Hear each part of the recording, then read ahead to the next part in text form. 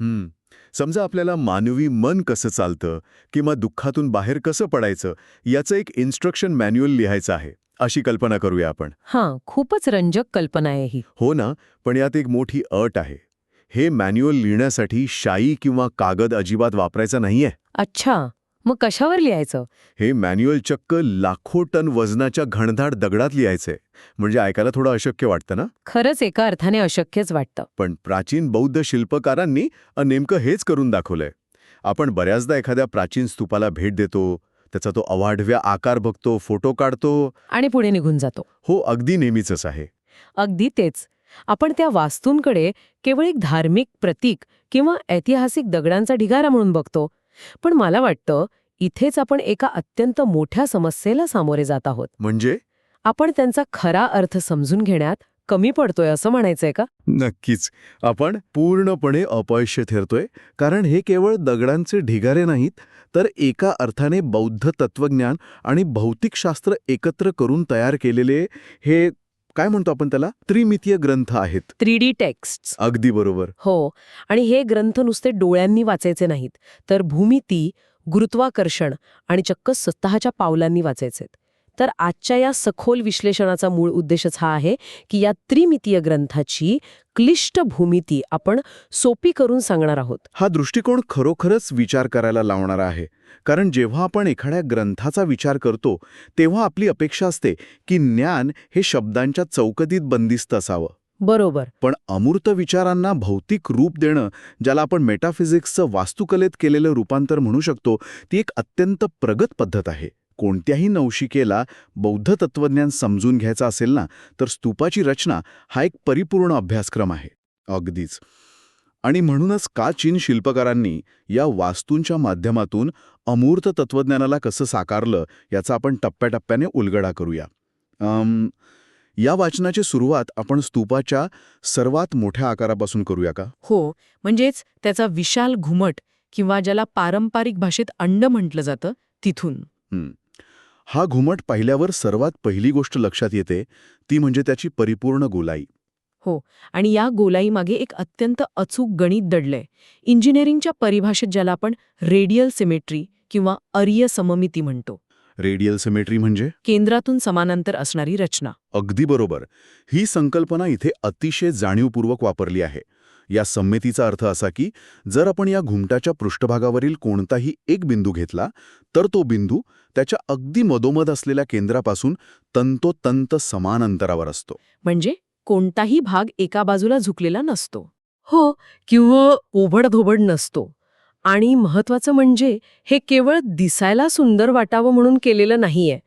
बौद्ध धर्मातील शून्यता ही अत्यंत महत्वाची संकल्पना भौतिक स्वरूपात समजावून सांगण्याचं एक तंत्र आहे. एक सेकंड. शून्यता म्हणजे सर्व गोष्टींचा अभाव, काहीही नसणं. इथेच अनेकदा गल्लत होते. शून्यता म्हणजे काहीही नसणं असा अर्थ अजिबात अभिप्रेत नाहीये. अच्छा, मग नेमका अर्थ काय?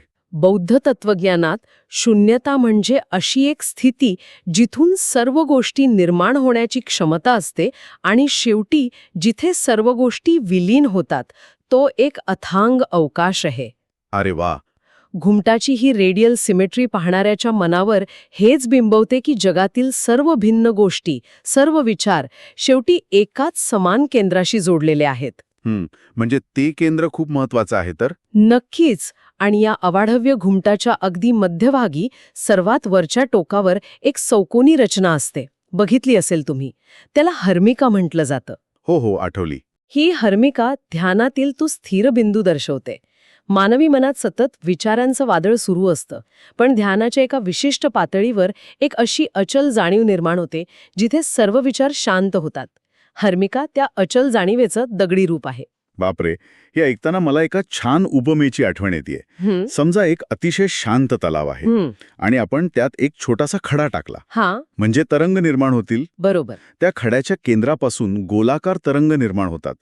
ते तरंग दूर जातात, पूर्ण पाण्यावर पसरतात आणि हळूहळू परत विलीन होऊन पाणी पुन्हा शांत होतं. स्तूपाचा हा घुमट आणि त्यावरील हर्मिका मला अगदी त्या तरंगांसारखी वाटते. खूपच सुंदर उपमा आहे ही. आणि ही उपमा अधिक सखोलही करता येईल. हां. कारण जसं त्या तरंगांना अस्तित्वात येण्यासाठी पाण्याची आवश्यकता असते, हो.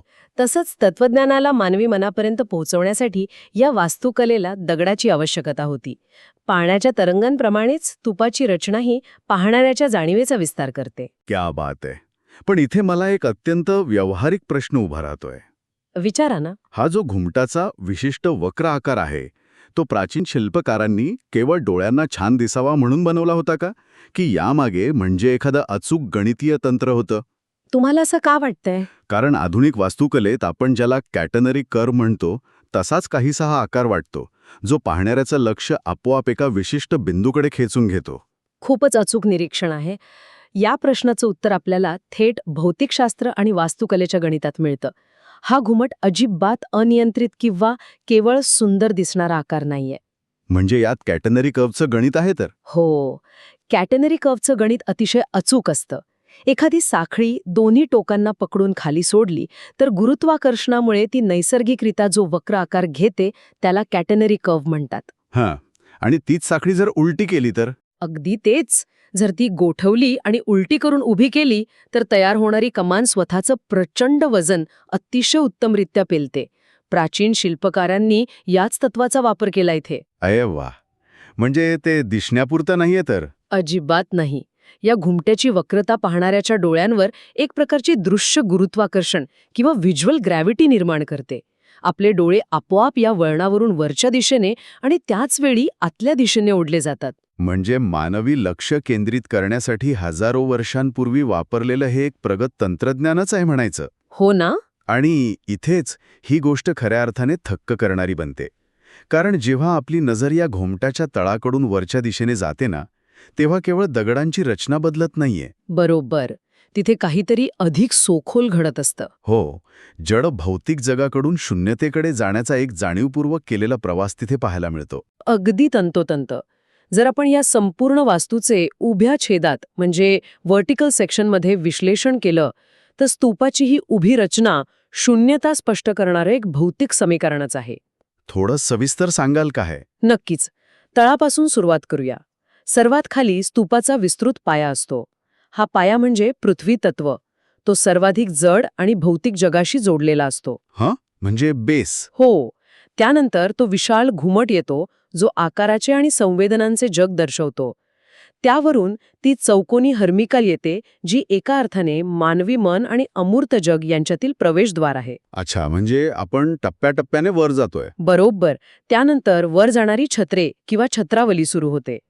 ही छत्रे जसजशी वर जातात तसतशी ती आकाराने लहान होत जातात. हो, निमुळती होत जातात ती. हे हळूहळू आकाशात विलीन होण्याची भौतिक बंधने सोडण्याची प्रक्रिया दाखवते. आणि सर्वात वरचे टोक तिथे पोचल्यावर पदार्थाचे पूर्णपणे पोकळीत किंवा शून्यात रूपांतर होते. बापरे. हे एखाद्या चित्रपटातील फेड टू ब्लॅक या तंत्रासारखं वाटतंय मला. हो, अगदी तसंच. पण वास्तुकलेच्या बाबतीत आपण याला फेड टू एम्प्टी म्हणू शकतो. जड आणि भक्कम दगडाचं अत्यंत शांतपणे शून्यात विलीन होणं. फेड टू एम्प्टी हा या प्रक्रियेचं वर्णन करणारा अत्यंत समर्पक शब्दप्रयोग आहे. आणि सर्वात आश्चर्याची गोष्ट सांगू? काय? या जडत्वाकडून शून्यतेकडे जाणाऱ्या प्रवासात मोजमापांची एक विलक्षण अचूकता दडलेली आहे. या मध्यवर्ती शिखराच्या मोजमापांमध्ये सुवर्ण गुणोत्तर म्हणजे गोल्डन रेशो. हो, गणितात ज्याला आपण गोल्डन रेशो म्हणतो त्याचा वापर केलेला आढळतो. हे प्रमाण साधारणपणे 1.618 इतके असते. अच्छा, पण हे स्तूपात नेमकं कुठे असतं? घुमटाची उंची आणि पायाचा व्यास, हर्मिका आणि घुमट यांचे परस्पर प्रमाण किंवा वर जाणाऱ्या छत्रांमधील कमी होत जाणारे अंतर, या सर्व ठिकाणी हे सुवर्ण गुणोत्तर लपलेलं असतं. पण इथे मला एक महत्वाचा आक्षेप नोंदवावासा वाटतोय. नक्कीच, सांगा. सांची किंवा श्वेतागोनसारख्या जगप्रसिद्ध स्तूपांमध्ये हे सुवर्ण गुणोत्तर प्राचीन शिल्पकारांनी खरोखरच जाणीवपूर्वक गणिताचा वापर करून आणलं होतं का? तुम्हाला योगायोग वाटतोय का हा? हो, कारण निसर्गाशी जवळीक साधताना ते अजाणतेपणे साध्य झालं असेल असं नाही वाटत. निसर्गात शंख, फुलांच्या पाकळ्या किंवा पानांच्या रचनेमध्ये हे प्रमाण नैसर्गिकरित्या आढळतं. हां. कदाचित त्यांनी फक्त निसर्गाची नक्कल केली असेल आणि हे गणित आपोआप जुळून आलं असेल. हा प्रश्न अत्यंत रास्त आहे आणि अनेकदा वास्तुकलेच्या अभ्यासकांमध्ये यावर चर्चाही होते. पण ऐतिहासिक पुरावे आणि प्राचीन ग्रंथ वेगळीच साक्ष देतात. म्हणजे हे योगायोगाने नाहीये. अजिबात नाही. शिल्पशास्त्र आणि वास्तुविद्या यासारख्या प्राचीन भारतीय ग्रंथांमध्ये लांबी, रुंदी, उंची आणि त्यांच्या परस्पर प्रमाणांची अतिशय गुंतागुंतीची आणि अचूक सूत्रे दिलेली आहेत. अरे वा, म्हणजे लिखित पुरावे आहेत. हो ना. या ग्रंथांमध्ये वास्तूचा प्रत्येक भागाचे दुसऱ्या भागाशी असणारे गुणोत्तर चक्क अपूर्णांकांमध्ये मोजून ठेवले आहे. जेव्हा आधुनिक तंत्रज्ञानाने या स्तूपांचे लेझर स्कॅनिंग केले तेव्हा लक्षात आले की बांधकामातील अचूकताही मिलीमीटरच्या स्तरावर आहे. मिलीमीटरच्या स्तरावर. हे खरंच अविश्वसनीय आहे. हो. हजारो टन दगडाचं बांधकाम केवळ अंदाजाने निसर्गाची नक्कल करून उभे राहू शकत नाही. त्यांनी जाणीवपूर्वक हा सेंद्रिय वैश्विक आकार म्हणजे ऑर्गॅनिक कॉस्मिक फॉर्म गणिताच्या सहाय्याने वास्तूत उतरवलाय. कमाल आहे. बरं, या वास्तूच्या बाह्य आकाराबद्दल आपण खूप सविस्तर चर्चा केली, पण त्या स्तूपाच्या आतली पोकळी, त्याबद्दलही बोलूया. बहुतांश स्तूपांच्या आत जाण्यासाठी कोणताही मार्ग नसतो. ते आतून पूर्णपणे बंद असतात. मग तो केवळ एक रिकामा भाग आहे का? आतली पोकळी ही रिकामी किंवा अर्थहीन अजिबात नाहीये. वास्तुकलेच्या दृष्टिकोनातून ती एक कार्यात्मक पोकळी आहे. कार्यात्मक पोकळी म्हणजे फंक्शनल वॉइड. ते कसं? बघा, लाखो टन दगडाची एक भक्कम आणि भरीव इमारत जर भूकंपप्रवण क्षेत्रात उभी असेल तर भूकंपाच्या धक्क्याने ती आतून तडकू शकते. हां, बरोबर आहे. पण स्तूपाच्या आत अतिशय जाणीवपूर्वक ठेवलेली ही पोकळी भूकंपाचे धक्के किंवा शॉक वेव्स शोषून घेण्याचं आणि विखुरण्याचं काम करते. अरे वा, म्हणजे ते एक प्रकारचं इंजिनिअरिंग सोल्युशन आहे. अगदी. आणि दुसरं महत्वाचं कारण म्हणजे ध्वनिशास्त्र किंवा अॅक्युस्टिक्स. ध्वनिशास्त्र स्तूपाच्या आत? हो.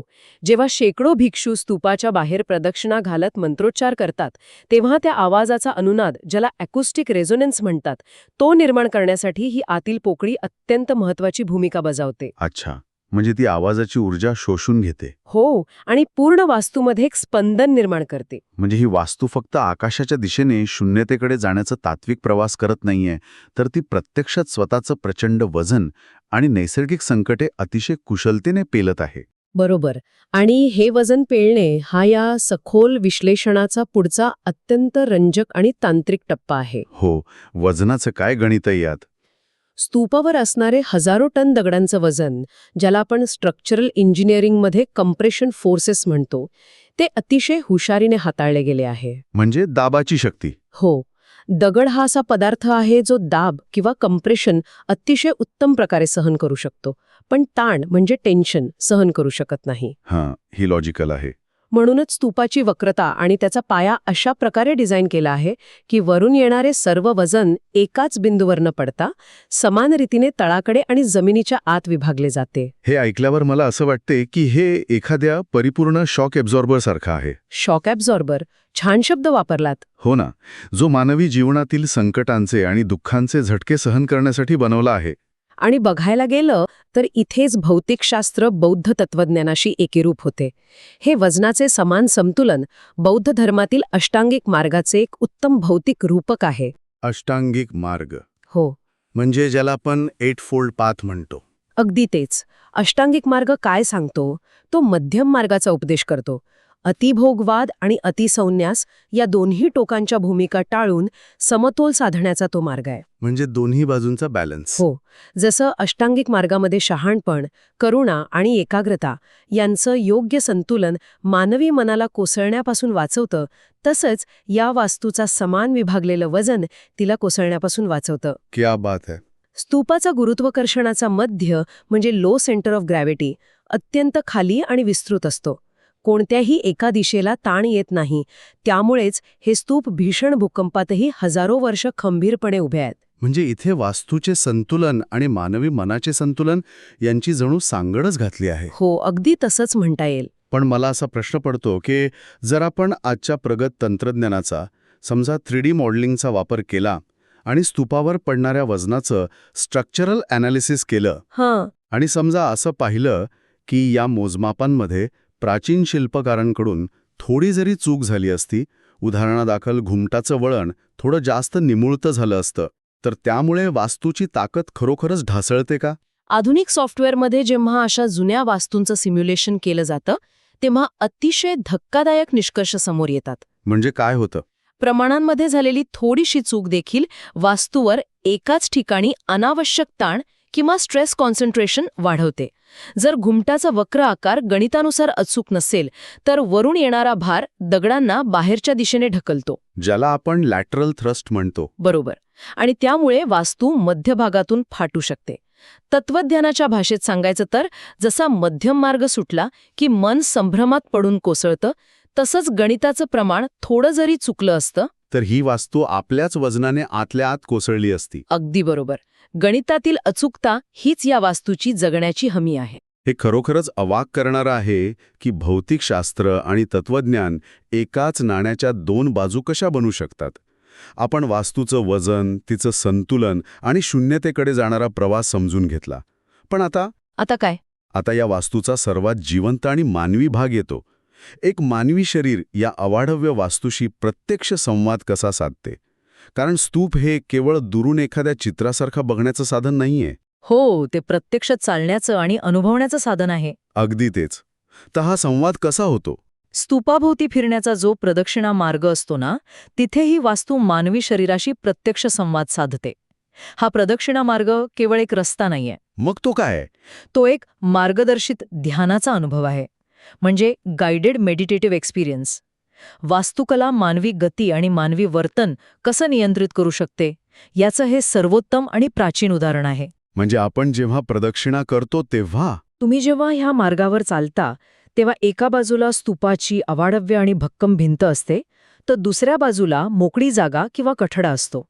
हे विशिष्ट डिझाईन चालणाऱ्या व्यक्तीच्या मनातील विचारांची दिशा नियंत्रित करते. अच्छा, म्हणजे हा एक प्रकारचा मूव्हिंग मेडिटेशन ट्रॅक आहे, जिथे वास्तुकला मानवी शरीराला भौतिकदृष्ट्या संत होण्यासाठी आणि मनाला शांत होण्यासाठी अक्षरशः भाग पाडते. हे वर्णन अतिशय अचूक आहे.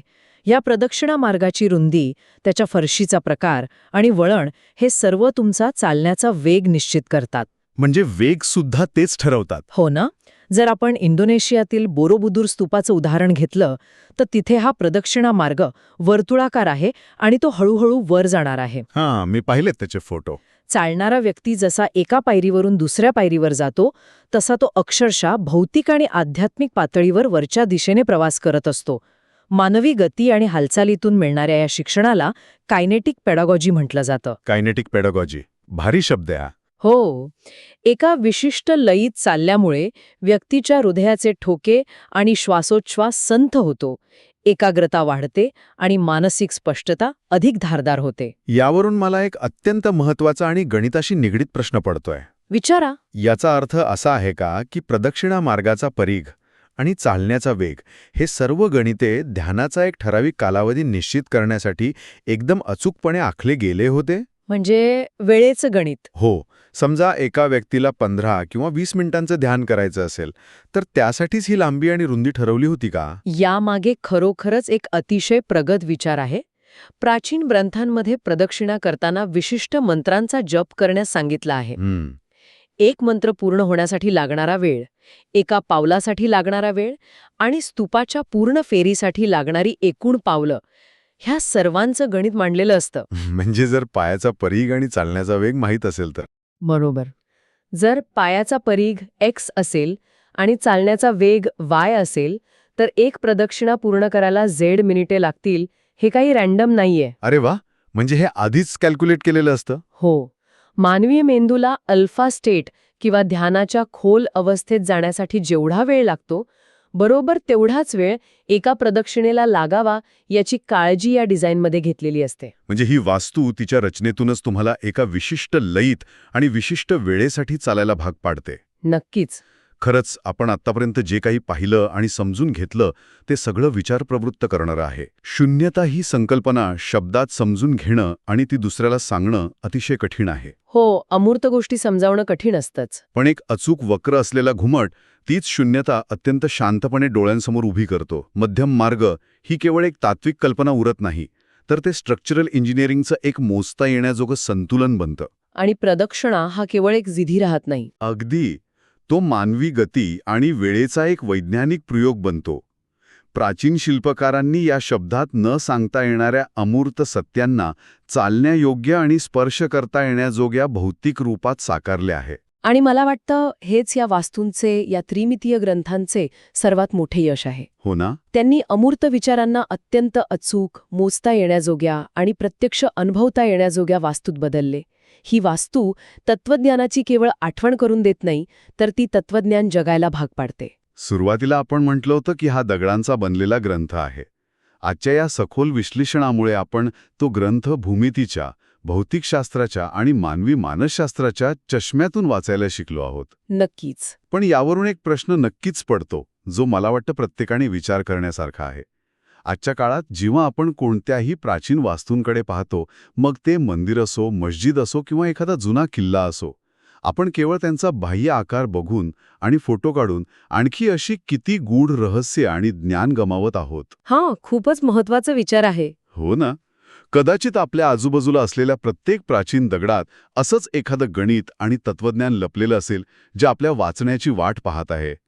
फक्त आपल्याला योग्य चष्मा घालण्याची गरज आहे. अगदी बरोबर. याच विचारासोबत आजची आपली ही चर्चा आपण इथेच थांबूया. श्रोत्यांचे मनपूर्वक आभार. अशाच प्रकारच्या आणखी सखोल विश्लेषणासाठी कृपया चॅनल सबस्क्राईब करा आणि हे सखोल विश्लेषण नक्की लाईक करा. हो, आणि नक्की शेअर करा. या संपूर्ण विषयावर आणि प्राचीन वास्तुकलेबद्दल तुमचा दृष्टिकोन काय आहे हे नक्की कमेंट बॉक्समध्ये चर्चा करून सांगा. आणि हो, एक विशेष विनंती, या चर्चेची लिंक फक्त आणि फक्त एका व्यक्तीसोबत शेअर करा, ज्याला अशा गूढ आणि ज्ञानवर्धक विषयांची आवड आहे. पुन्हा भेटूया अशाच एका नव्या आणि रंजक विश्लेषणासह.